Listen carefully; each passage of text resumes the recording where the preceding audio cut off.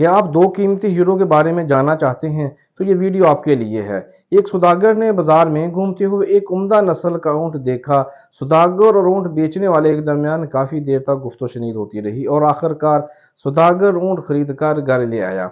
घर पहुंचकर सौदागर ने अपने नौकर को ऊंट की जीन उतारने के लिए बुलाया। नौकर को जीन के नीचे एक मखमली थैला मिला जिसे खोलने पर कीमती हीरों और जवाहरात से भरा हुआ पाया। नौकर चिल्लाकर बोला, आका, आपने ऊंट खरीदा है, लेकिन देखिए मुफ्त में क्या आया है। सौदागर भी हैरान हुआ।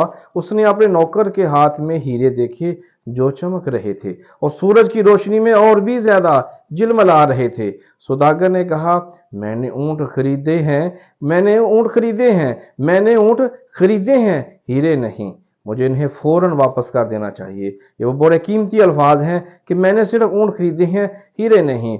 नौकर दिल में सोच रहा था, मेरा आका कितना बेवकूफ है। बोला, मालक, किसी को कुछ पता नहीं चलेगा, हीरे रख लें। लेकिन ताजर ने एक ना सुनी। वो फौरन बाजार पहुंचा और ऊंट वाले को तलाश करके उसको मखमल का थैला वापस कर दिया।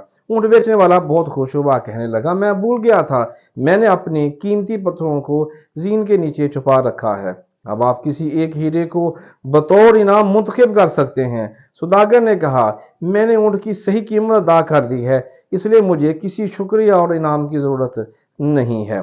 सौदागर ने जितना इनकार किया, ऊंट बेचने वाले ने उतना ही ज्यादा असरार किया। आखिरकार ताजर मुस्कुराया और कहा, हकीकत में जब मैंने थैली वापस लाने का फैसला किया तो मैंने पहले ही दो कीमती हीरे अपने पास रख लिए थे।